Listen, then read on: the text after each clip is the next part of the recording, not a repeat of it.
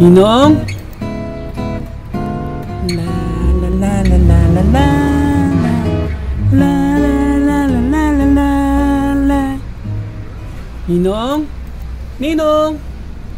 Ninong? Ninong? Ninong? Nako, si Momo na inaanak ko. Napakakulit pa naman yan. Hindi aalis yan hanggat hindi ko naririgaluhan. Kailangan makapagtago ako. Ninong? Ninong? Ninong.